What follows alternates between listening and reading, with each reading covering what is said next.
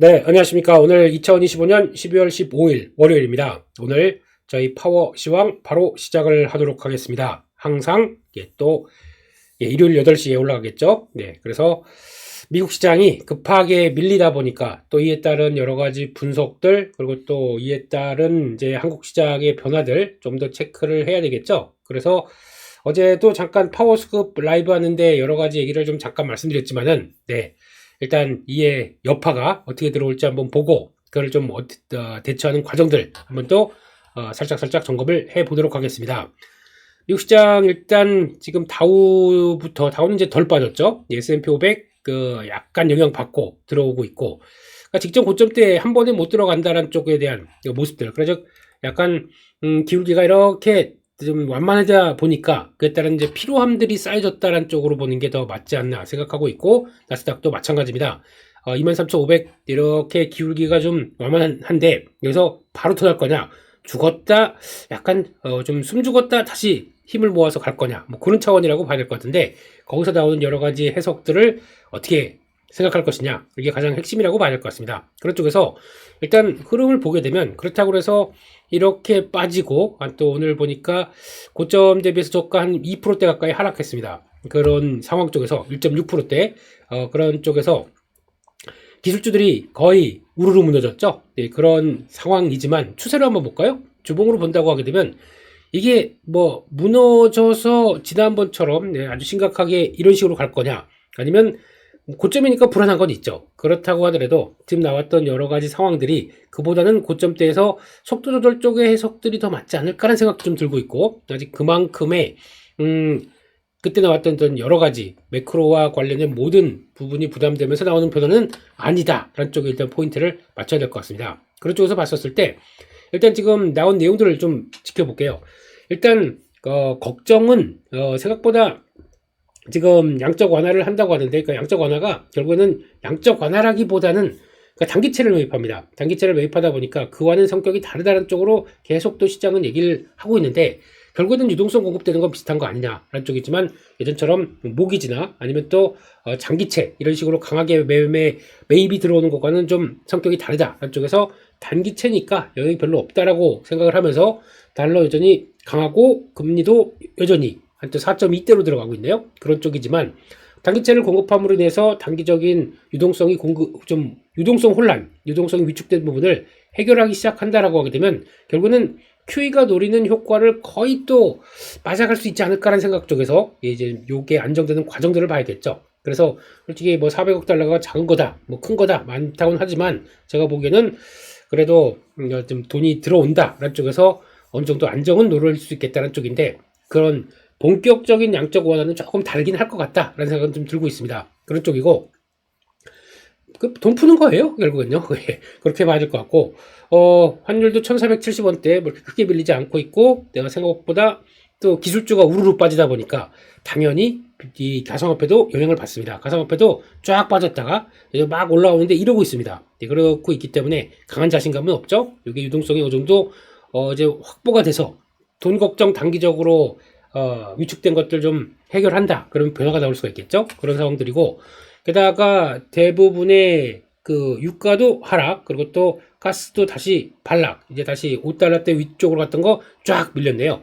금 버티고 있고요. 은과 금이 약하다라는 쪽들은 좀 취약한, 상대적으로 변동성 큰 원자재가 좀 약했다라고 봐야 될 것 같고, 한국의 야간 선물이 2.3% 빠지다 보니까 결국에는 또 한 100포인트 가까이 빠지겠네요. 그런 쪽에서 그러면 한국도 시작은 약간 이제 4050선 거기 이제 테스트가 좀 들어오겠죠. 그런 쪽에서 추가로 눌림목은 들어올 것 같다라는 쪽들인데, 이제 또 볼까요? 조금 더 자세히 보게 되면 지난번 일단 걸리는 자리가 4100선 초반인데, 이거를 요 정도 초반에서 거의 비슷하게 시작했다가 한번 출렁했다가 들어오지 않을까라는 쪽도 볼 수 있을 것 같고, 아무튼 요 4100선을 일단 장 초반에는 약하게 시작했다가 어느 정도 좀 막아내고 돌아설 수 있는지, 요게 제일 관건인 것 같습니다. 그래서 그게 만약에 못 되게 되면은 다시 한번 4050선 정도까지는 또 들어왔다가 거기서 들어오는 모습들이 나오기 시작하겠죠. 결론은 다 또 움직인다고 하더라도 지금 시장에서 만약에 그러면 또 4000 밑으로는 한 4050, 뭐 4030 이런 쪽으로 또 지지권이 쭉 가 있어요. 그렇기 때문에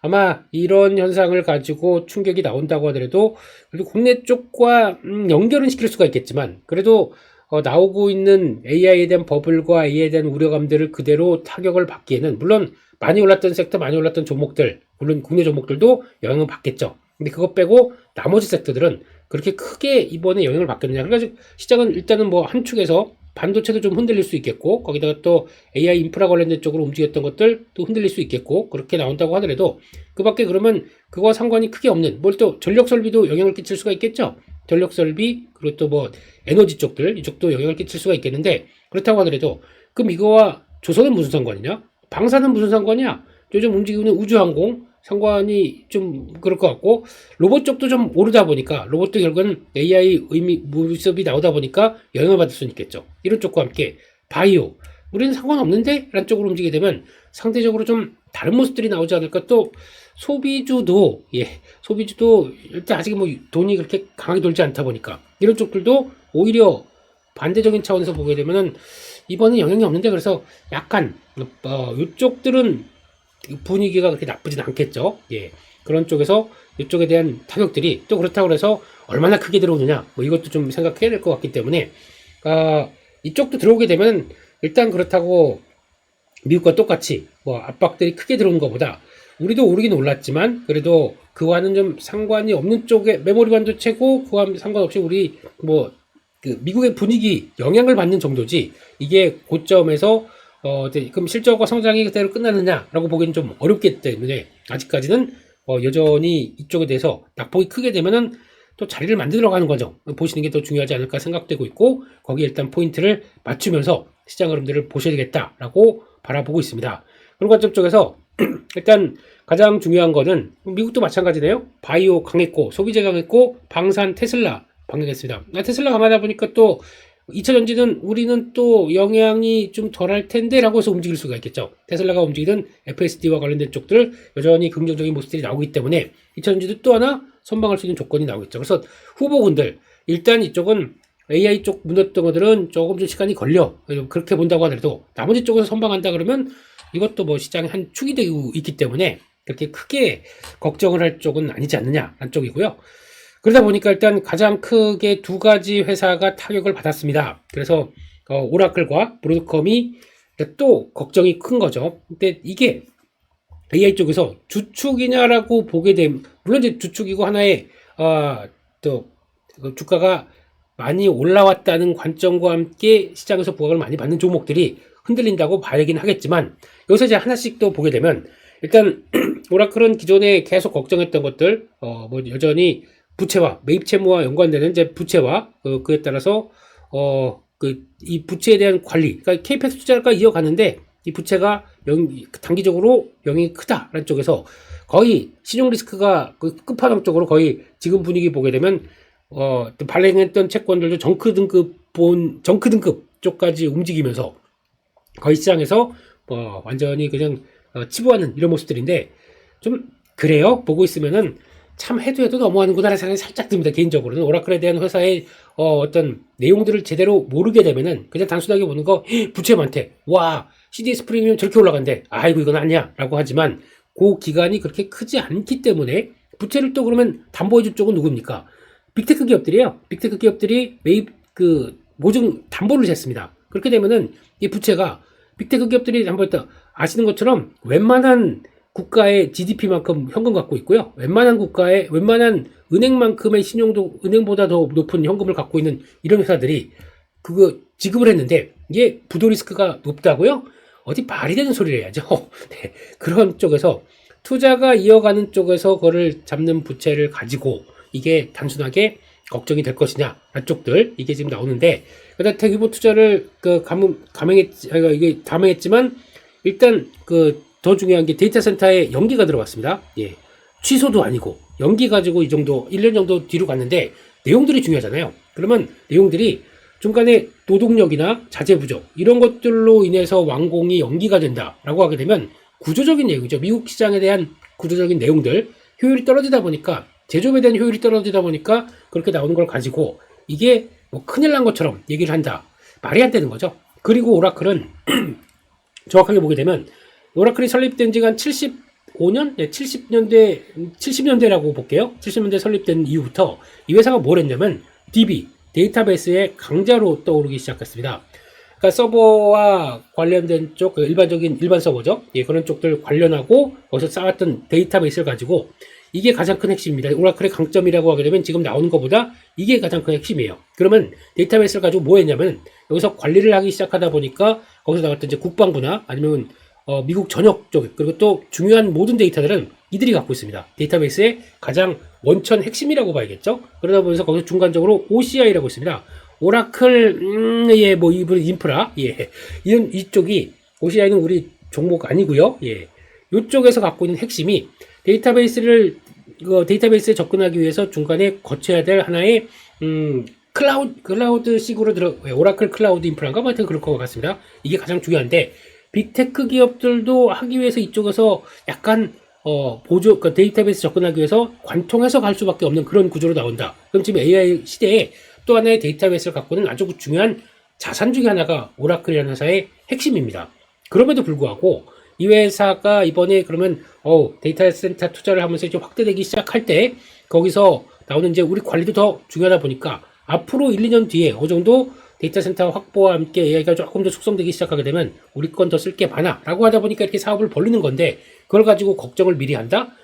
그러면 그냥 AI가 다 안 되는 거, 그러면 이렇게 보게 되면 그러면 그 관통해서 가는 그 빅테크 기업들도 우리 그러면 이제 덜 쓰겠어. 그러면 AI가 이제 존재 자체가 없는 거죠. 그럼 빅테크 기업들이 왜 안 빠져요? 이게 핵심인 거 아닙니까? 결국에는 이런 회사들을 브로드컴 다 해서 그러면 최종 엔드 유저가 이들이 활용해서 쓰려고 하는 모습들인데 그러면 왜 폭락은 빅테크에서 안 나오고 오라클이나 브로드컴이 폭락을 했느냐? 라는 쪽으로 보게 되면 빅테크는 올해 들어서 주가가 올라온 게 아니라 좀 하반기에서 되게 밋밋했습니다. 올라온 게 별로 없고요. 그런 쪽에서 오히려 이런 회사들이 더 많이 올라서 부각을 받다 보니까 특히 브로드컴 같은 경우 지금 PR 살펴보게 되면 70배 정도까지 나옵니다. 네, 많이 올랐죠. 그러다 보니까 거기서 나오는 타격으로 봐야 되겠지.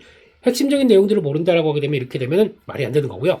특히 KPX 투자는 성장이 담보된다라고 하게 되면 성장이 담보된 KPX는 비용이 아니라 앞으로의 그러니까 이게 그리고 또 성장이 담보되는데 생각보다 1, 2년 뒤 생각보다 빠르게 들어온다라고 하게 되면 이거는 비용 측면으로 계산돼서 부채를 이렇게 해서 걱정이 되는 게 아니라 아예 회사 자체를 레벨업 시키는 또 하나의 근거라고 봐야겠죠. 성장주 좋아하시는 분들 쪽에서 이런 변동은 크겠지만 이렇게 빠른 성장을 보여줄 수 있는 이런 모습들을 가져간다. 이거는 좋아하는 단어 중에 하나거든요. 저 차원에서도 그래요. 근데 이런 내용들을 쭉 보다 보게 되면 이번이 기회일지 이거 오라클 때문에 AI 큰일 났네. 그냥 뭐 망가지는 거니까 그냥 매도해야 될지 잘 한번 고민을 해보시는 게 더 맞겠다라고 생각 들고 있고요. 브로드컴도 마찬가지입니다. 브로드컴이 나왔던 내용들 중에 하나는 그거예요. 그러니까 기존 사업부가 있을 거 아닙니까? 기존에 이어갔던 사업부. 그래서 그냥 일반적인 설계하고 만들어가는 과정 쪽에서 이게 수익이 안 나다 보니까 이게 마진이 좀 떨어지다 보니까 AI 전반적으로 좀 떨어진다라는 쪽들이고 AI 쪽으로 들어가는 에이직 같은 경우도 생각보다 비용이 많이 든다라고 하다 보니까 그놈의 수익성 지금 당장 돈 내라 이거예요. 지금 오라클도 마찬가지고 브로드컴도 마찬가지고 지금 시장에서 바라보는 거는 주가도 이만큼 올랐으니까 AI 이제 할 만큼 했고 수익성 좀 보여줘라. 좀 조바심이 커졌어요.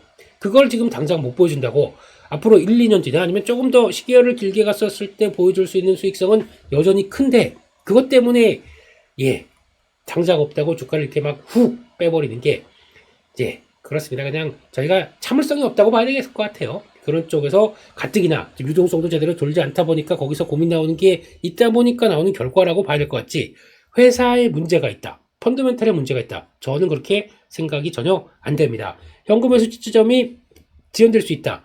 불안감을 자극했다. 그냥 불안한 거 주가 빠지게 되면 불안한 거예요. 그런 쪽에서 그 정도 빼고 좀 넉넉하게 봐셨을 때는 지금 진행되는 과정에서 나오는 변화 가지고 뭐 그렇게 잘못했습니까? 실적 보면은 오라클, 브로드컴 이상 없어요. 전혀 그냥 잘 진행되고 있구나 라고 보는데 그 중에서 꼬투리 하나 끝에 거 잡고 이렇게 나오고 있다 라고 보게 되면 지금부터 앞으로 한 6개월 뒤 주가가 어떻게 돼 있을까요? 여기서부터 더 폭락해서 거의 바닥으로 가고 있을지 아니면 다시 그때가 기회였는데 그것도 놓쳤네 라고 볼지 그거는 저희가 좀 통찰력 있게 생각하게 되면 답은 나와 있지 않을까 생각되고 있기 때문에 그렇게 보시는 게 좋겠다라고 봐야 될 것 같습니다. 그래서 수익화 논란 이게 가지고 계속 얘기가 나오고 있다고 봐야 될 것 같고요.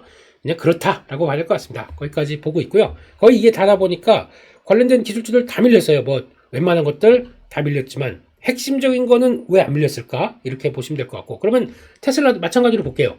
테슬라도 그럼 선박했다고 하는데 테슬라는 AI가 없습니까? XAI라고 열심히 준비하는 거, 그럼 이것도 타격받고 테슬라도 밀렸어야 되죠. 왜 선별적인 종목만 보고 그거 가지고 그 눈을 이렇게 가리면서 그 앞에 있는 것만 보면서 아이고 매도 이렇게 나가야 됩니까? 그러면 시장이 크게는 영향을 안 받고 있는데 작은 거 영향받는 거 보고 거기에 포커스를 맞춰서 아이고 이게 걱정이네 라고 생각할 단계는 아니다라고 봐야 되겠죠. 네, 그렇게 정리를 하겠습니다.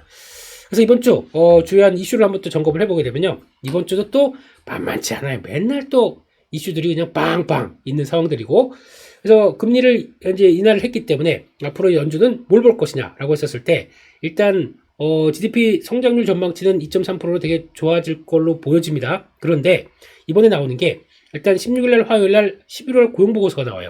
이게 좀 일단 좀 늦었다가 셧다운 때문에 늦었다가 이제 공개가 되는 거죠. 조금 늦은 내용들입니다. 여기서 나오는 게 4.6%, 실업률이 3.6%를 넘어야 금리 인하 기조가 살아날 수 있다. 결론은 고용보고서가 안 좋게 나오기를 기대한다고 얘기하는 거겠죠. 근데 제가 보기에는 고용보고서가 단순하게 실업률만 가지고 생각할 게 아니라 그쪽에서 나오는 뭐 지금 개인 그러니까 임금 증가율 같은 경우도 같이 봐야 될 것 같고, 뭐 여러 가지 같이 본다고 한다고 하더라도 지금 중요한 거는 고용이 지금 시점에서 대량 해고가 이렇게 이어지는 해고가 좀 이어져서 또 셧다운 기간 동안 또 반영된 것까지 본다 그러면 이번에 생각보다 그렇게 썩 좋지는 못할 것 같긴 한데, 그런 분위기가 아무래도 실업률과 연관돼서 이렇게 들어온다는 쪽들이고, 그리고 또 그런 얘기도 한번 드렸었는데 AI 시대가 본격적으로 들어오게 되면 실업률이 의미가 없습니다. 왜냐면은 실업률이 일단 AI 시대가 들어오게 되면 기업들이 효율성이 높아지다 보니까 해고가 더 빨라질 수가 있겠죠. 사람 말고 로봇 쓰면 되고, 사람 말고 당연히 데이터 소프트웨어를 더 많이 쓰게 되면은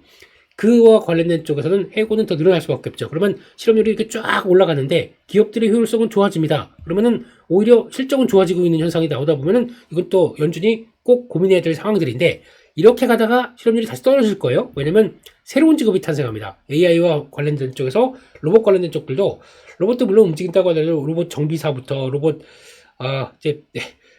로봇도 또 훈련시키는 여러 가지 과정들의 또 직업들이 탄생하겠죠. 그럼 다시 갔다가 또 다시 이렇게 될 텐데, 요 과정 동안에 이게 과연 고용이 나쁜 것이냐. 특히 GDP는 그 경제 성장은 되고 있는데 고용이 나쁘다. 이걸 경제를 좋은 걸로 봐야 되냐, 나쁜 걸로 봐야 되냐.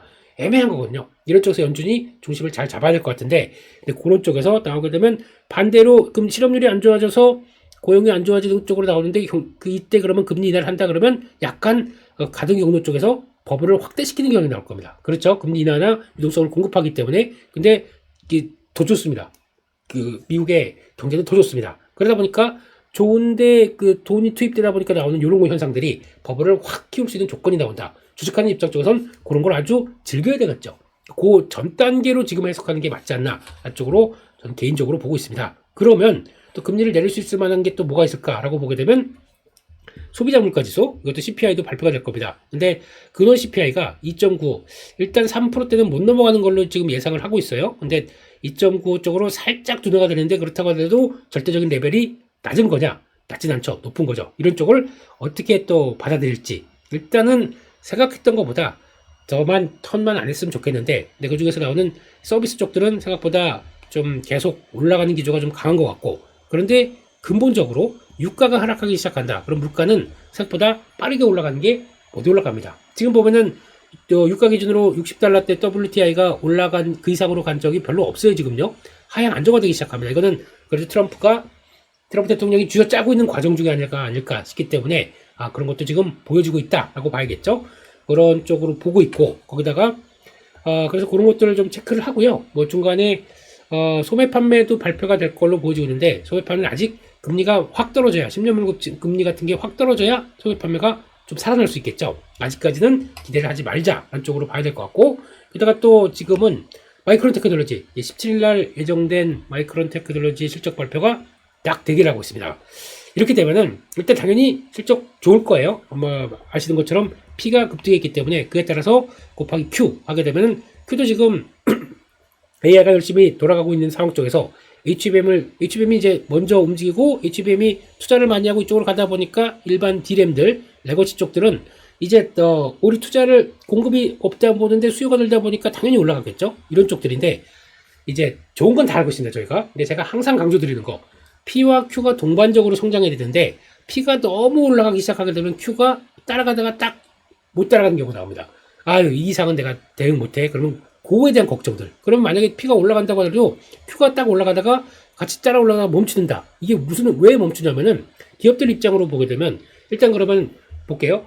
아이폰 같은 경우도 내년에 가격이 바로 올라갈 가능성이 없다. 지금 노트북 같은 거구나 PC 같은 경우도 내년 출하량은 올라간다고 하더라도 여기서 가격은 올라갈 것이다. 왜냐면 이런 메모리 가격들이 올라가다 보니까 당연히 그럴 수밖에 없다라고 나옵니다. 그러면 가격이 올라가는 것에 대한 저항이 나올 수밖에 없어요. 그렇죠? 그리고 기업들은 거기다 그러면 마진은 그러니까 올라가서 수요까지 받쳐주는데 아유 그 이상은 못하겠어라고 하게 되면 아예 그냥 안 팔고 말지 뭐 이렇게 나올 수도 있는 상황들이죠. 그렇게 되면은 그게 해당 제조업체에 대해서 지금 오히려 수익성과 효율성이 잠깐만 가격이 너무 높은데 이걸 따라가야 되나? 라고 하다 보니까 Q가 꺾일 수 있을 것이다 라고 하는 얘기들이 반영이 돼. 가장 안 좋은 것만 말씀드린 거예요 지금요. 네, 이거는 이상 없는데 이렇게 나오게 되면 P와 Q에서 이제 Q가 문제가 될 수 있다라는 쪽들에 대한 우려가 살짝 나오기 시작하게 되면 마이크론 테크놀로지도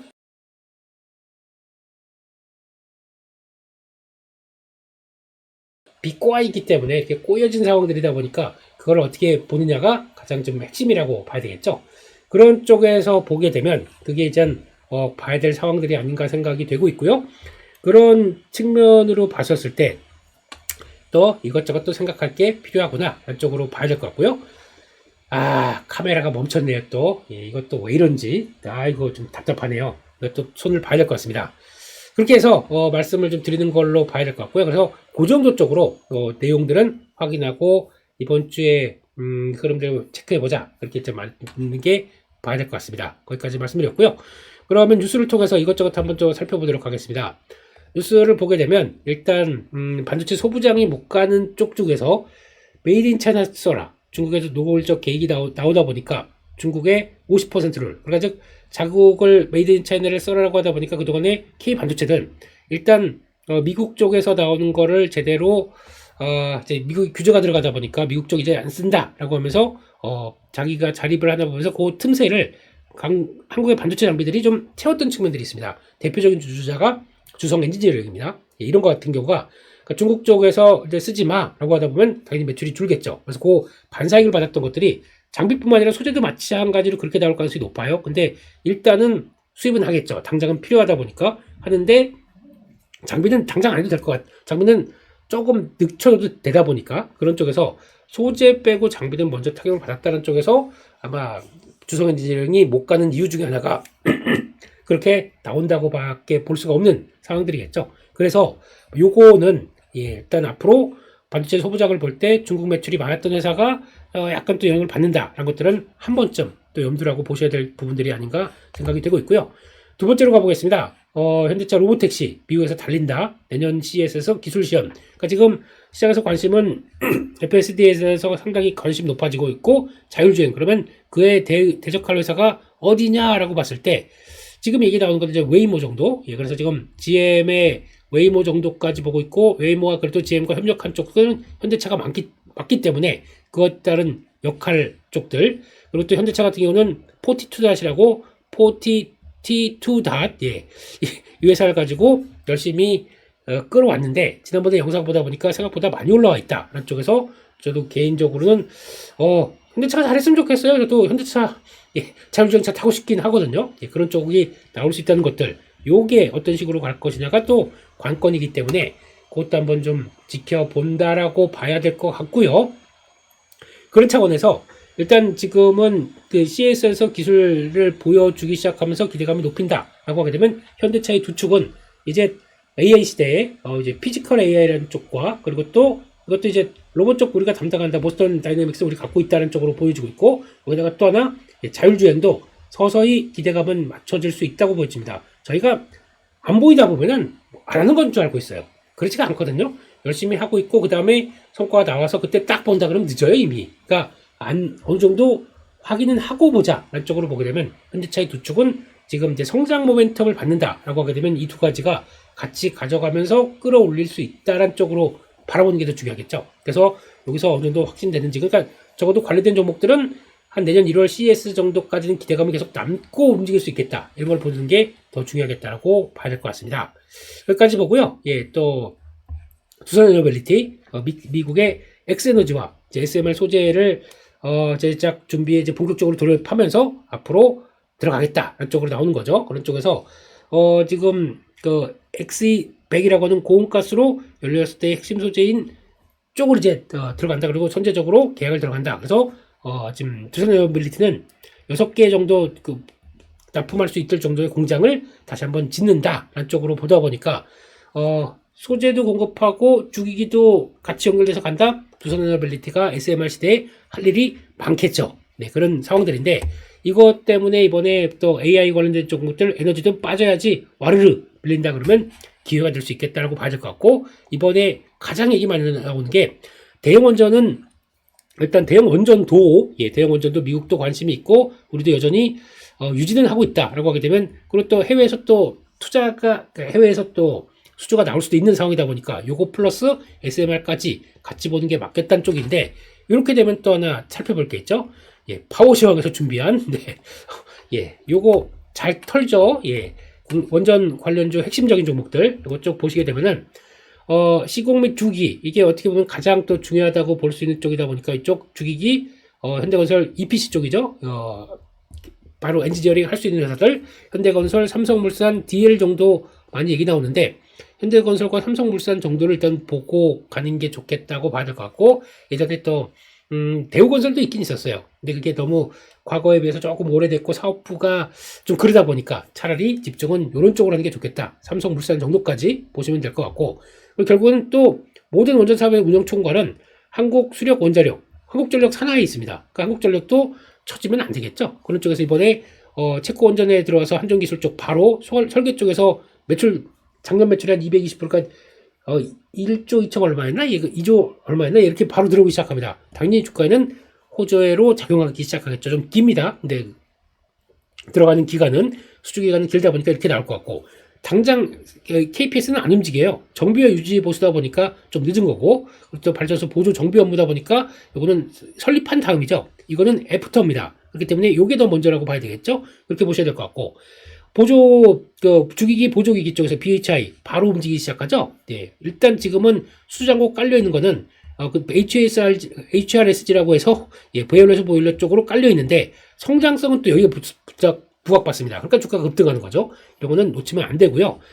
따라가기보다 또 흔들리게 되면 변동성이 큰 종목이니까 또 보겠다.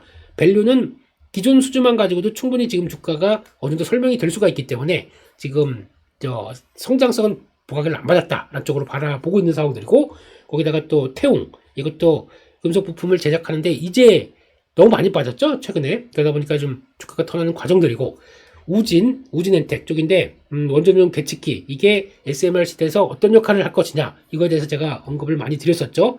잘 보셔야 될 것 같은데, 추경 매수보다는 항상 엔텍은 정비 쪽입니다. 그러니까 이것도 약간 설치가 된 다음에 얘기겠죠. 그런 쪽으로 봐야 될 것 같고, 우리 기술 같은 경우도 괜찮아요.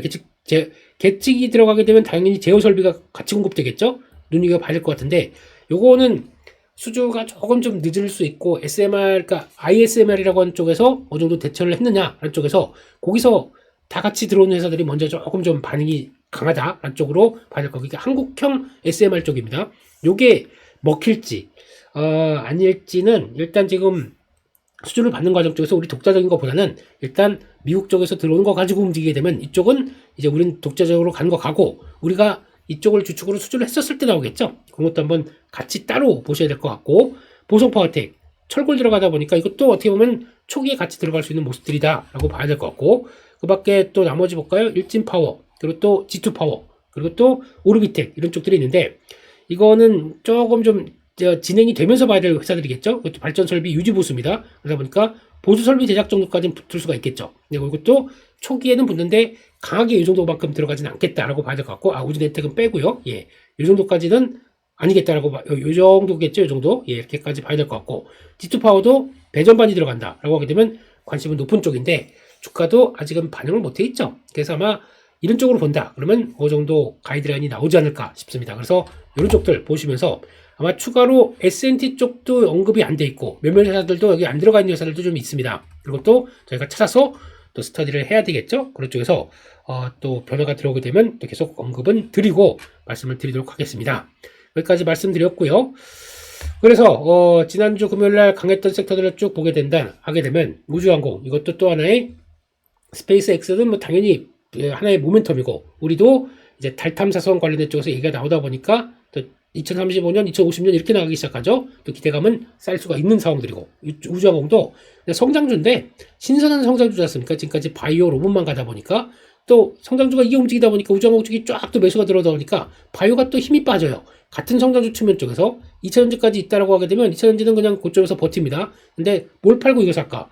조금 거기다 알테오젠도 오이즈도 있는데 에이 모르겠다 정리하고 이쪽으로 가자. 그러다 보니까 또 같은 성장주 섹터 쪽에서 이렇게 바뀌는 경우라고 봐야 되겠죠. 그런 것도 보시는데 좀 올라있다 보니까 그대로 간 거보다 추세는 그러니까 어차피 내년 하반기까지 스페이스X가 IPO 한다라고 하는 큰 명제가 있다 보니까 그 전에 왔다 갔다 하면서 계속 또 밀리게 되면 또 올라올 것 같아요. 그런 식으로 뭐 어떤 성장주의 한 축을 차지한다 그런 쪽이다 보니까 그것도 보셔야 되겠다라고 봐야 될 것 같고요.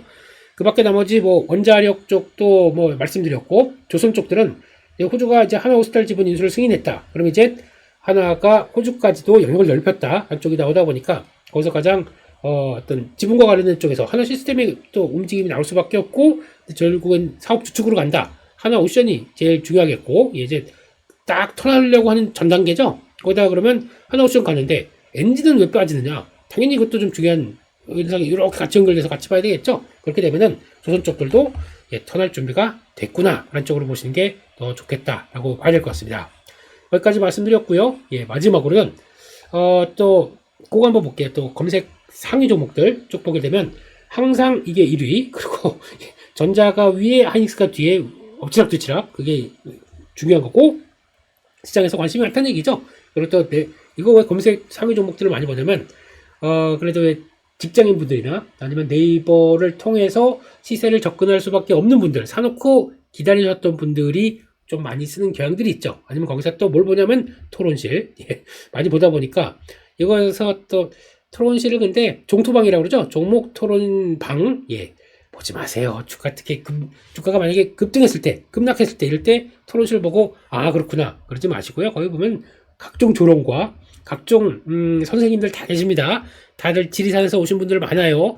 그래서 그런 분들이 쓰는 걸 가지고 그게 진짜인지 믿고 그게 이걸 반대로 생각해서 차라리 주가 급락하게 되면 날아가는구나 뭐 하이고 나는 어제 빠져나왔는데 뭐 무슨 증빙도 안 되는 것들 가지고 그렇게 보지 마시고 그냥 이건 보지 마세요. 그냥 그런 것들 때문에 이렇게 이게 사람들이 검색을 많이 하는구나 라는 정도로만 보시는 게 좋겠다고 봐야 될 것 같습니다. 그쪽에서 클로벌 로봇 쪽 들어오고 있고 이런 쪽에서 하나 볼까요? 다원시스가 뭐 이렇게 올라오는데 이거는 뭐 조금 좀 문제라기보다 좀 그렇죠. 지금 회사 측과 그 연대 소액주주 연대와의 관계가 조금 좀 치고받고 하는 모습들이 있어서 일단은 그렇습니다. 이거는 그냥 아직 잘 모르겠어요. 이쪽은요. 그래서 이거는 그냥 조금 조심해서 보자 그렇게 봐야 될 것 같습니다. 아직 뭐 강하게 좀 어필할 수 있는 쪽도 좀 적은 것 같아서 일단 그렇게 보여지고 있고 그 밖에 보게 되면은 뭐 하나 볼까요? 하나 옵션 여기도 들어가 있네요. 이걸 클로봇은 많이 올랐기 때문에 또 현대차와 연관될 수 있는 또 보스턴 다이내믹스에 연관되는 또 하나의 로봇주다 보니까 거기서 연결을 시키는 것 같은데 그냥 많이 올랐으니까 그 정도까지 보시는 게 좋겠다라고 봐야 될 것 같고요. 삼성 에비스홀딩스는 사고 싶은데 계속 올라가요. 그래서 아쉽긴 하지만 언제 다시 기회를 한번 노려보겠다는 쪽에서 조금 더 힘내보도록 하겠습니다. 네, 여기까지 해서 어느 정도 정리가 좀 된 것 같고요. 그래서 결론적으로는 일단 국내 증시 일단 미국 시장 여파 때문에 좀 밀릴 겁니다. 밀리는데 딱 두 가지로 보시는 게 좋을 것 같고요. 첫 번째 밀리면은 어차피 가격 메리트가 나오다 보니까 사이들 종목들이 생길 겁니다. AI 관련된 쪽에서나 이런 쪽들 그런 거는 좀 들어가는데 사고 싶었던 종목들이 밀린다. 이것도 기회라고 봐야겠죠.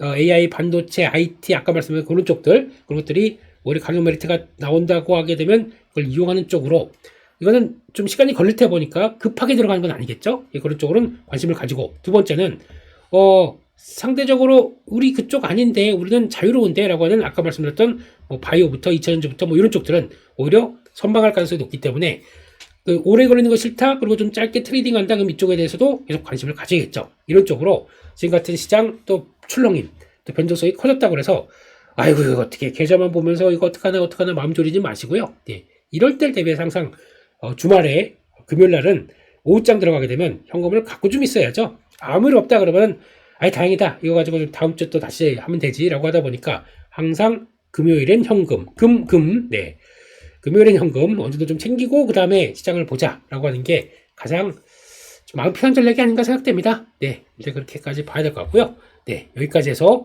저희 파워시장 말씀 마치겠고요. 조금 심리적으로 위축된다고 하더라도 또 모릅니다. 또 이제 아까 마이크론 테크놀로지 그런 극한적인 얘기만 없다고 하게 되면 또 쓱 돌아갈 수가 있기 때문에 이번엔 또 주중반 이후에 시장이 또 안정 찾는지 보시게 되면은 너무 스트레스 받지 말고 관리 잘 하자라는 관점 쪽에서 조금 더 파이팅 하셨으면 좋겠습니다. 네, 쫄리면 저희만 손해입니다. 그렇기 때문에 화이팅! 다시 한번 말씀드리고 좋아요 항상 눌러주시는 여러분들 너무 행복합니다. 그럼 저는 또 파워시황 7시 반 또 매일 찾아뵙도록 하겠습니다. 여기서 마치겠습니다. 감사합니다.